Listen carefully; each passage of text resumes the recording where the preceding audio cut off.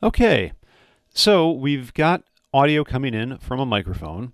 We know how to get audio in from playlist, SF play, and how to record into a buffer, and more importantly, my favorite object in sound file manipulation in Max, how to use polybuffer. So now that we've got all these ways to get audio in, let's create some effects. These are going to be just some of the classic guitar pedal effects and a couple other fun ones just for the heck of it. But yeah, very, very standard stuff. Things like delay, reverb, overdrive, chorus, flanger. Just so that you can hear the difference with all of these, I'm going to use the same clip for every one of them, which is, sad to say, going to be the default Anton.aif. If you don't know the sound of this from a lot of the Max examples, you're about to. I am just going to connect that directly to an easy DAC after I run my effects chain. So the very first effect we're going to take a look at is going to be delay. And as you may guess, there is a object called delay. Now, delay is a little bit interesting because it doesn't work on milliseconds. If you take a look at delay object delays by a certain amount of time, which can be specified in samples or the max time format for relative values. So we're going to be using this in terms of samples. What that means is that if my sample rate is 44,100, then that would be 1 second. So delay 44,100 equals a delay of 1 second. But I don't necessarily want that. I might want to have, say, a live dot slider that I can use to control these different values. So what I'm going to do is I'm going to move that live dot slider over here. I'm going to take a look at the inspector. I'm going to say, okay, let's initial enable at a delay of 0. We're going to do floats. And we're going to have a maximum value up here of how many seconds I want to delay. Let's do 9 seconds. So this will output values that you can see here of anywhere from 0 up to 9.0. That's great. Well, how do I convert that into samples? Easiest way to do it is I'm just going to multiply everything by 44,100. Really, really super easy. Boom, boom, boom. That gives me the ability to delay by anywhere from 0 seconds to 9 seconds. And keep in mind, because this is a live dot slider, I have the initial enable, so it's going to be set to 0. It's effectively the same thing as having a load mess 0 going into the slider, but just built in, which is pretty useful. So I will take that. I'm going to copy and paste that slider over here. I'm going to use this one a lot, so I'm going to give it a name. This is going to be DW for dry or wet values. The dry value is the value of the signal without any processing attached to it, and the wet value, of course, is the signal with everything processed to it. But this range here is going to have to change. I'm going to do that on the value of 0 to 1. So 0 up to 1. And the reason for that is I'm going to use that to control the balance. I'm going to use it essentially as we did with our panning earlier. It's going to create a effect where it will just pan up, and as it goes higher, one number will drop off, and then the other one will get louder and larger until they meet at 50% in the center. And of course I can do that by creating the minus with the exclamation point minus 1 point. But there's another way to do it that I'm going to show you as well. And I'll show you this hooked up to a float, and I'll show you the other way as well. The other way that is kind of potentially more useful if you're going to have to do this and use a lot more complicated equations than just, 1 minus whatever, is to use an object called expression, or EXPR, which evaluates a mathematical expression. So I'm going to give it 1 point minus $F1.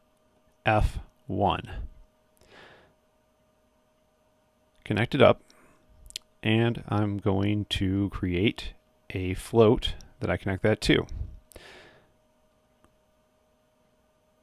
And you can see they're giving me exactly the same value. The difference is that expression, it allows me to format my equation as a standard mathematical expression.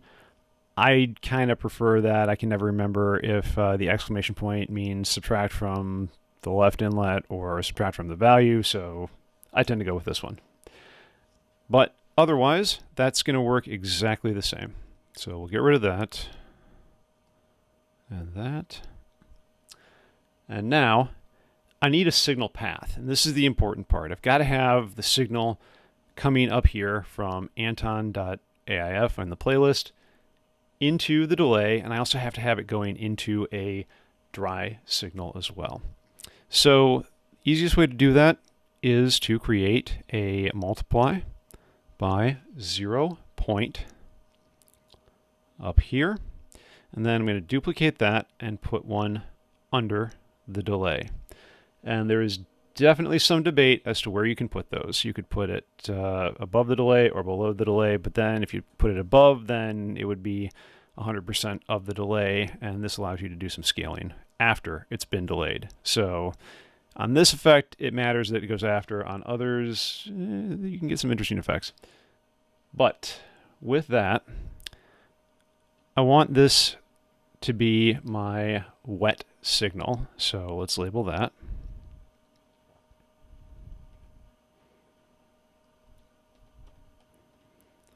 And I want this one to be my dry signal.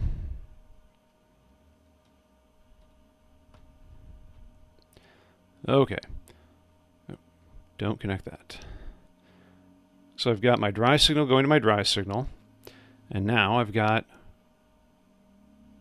my dry Anton.aif also connecting into what will be the wet signal. Since I want the dry signal to roll off as the wet signal increases towards 1, I'm going to take the output of expression and connect that to the multiplier for the dry. I'm going to connect the actual multiplier directly out of the slider to the wet signal. Now, here is something that I'm going to use that might be a little bit of review. I'm going to use a send, if I can type, which apparently I cannot today. I'm going to call this D out for, delay out.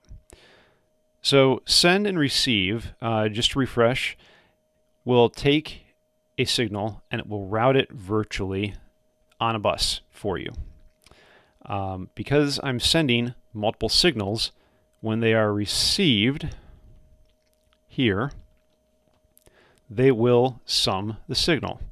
This is important because I am using them to blend the dry and wet signals coming out of the delay. One other thing to be aware of is that this is not going to be something that you can abbreviate. If I were to send, say, delay T, I could do it with S. That would be fine for control signal, but for audio signals, you have to use the full name with the tilde, send, tilde, receive, tilde, and then the variable name of what you want to send to, the virtual bus, effectively. So at this point, everything should work. I should be able to play around with this, and we should be able to hear stuff. I'm going to turn on audio processing. I'm going to turn on the loop. I'm going to make sure that delay is set to 0, taking it all the way up and all the way down. So we're going to start by hearing only the dry signal.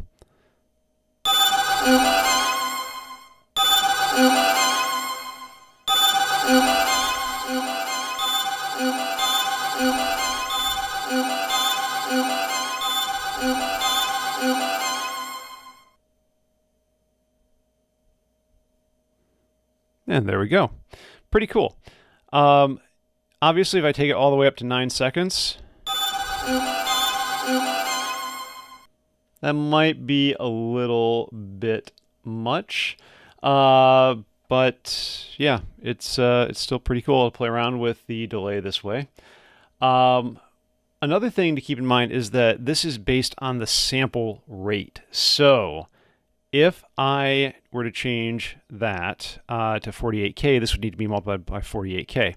Also, one other thing that I nearly forgot is that the delay works the same way as a buffer. We have to give it a maximum amount of time to record. So right now it's only recording up to a second.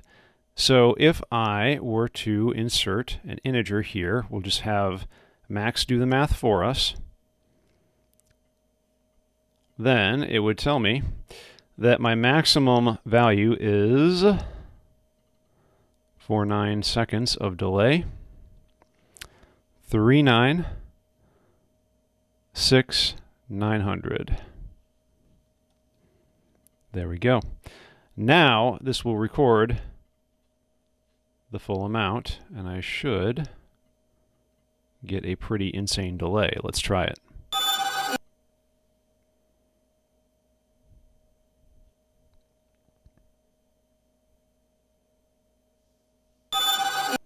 And there it is. So that is creating a really, really basic delay line. Pretty fun, pretty useful, and it's the basis for a lot of stuff that we're going to be working with very, very shortly.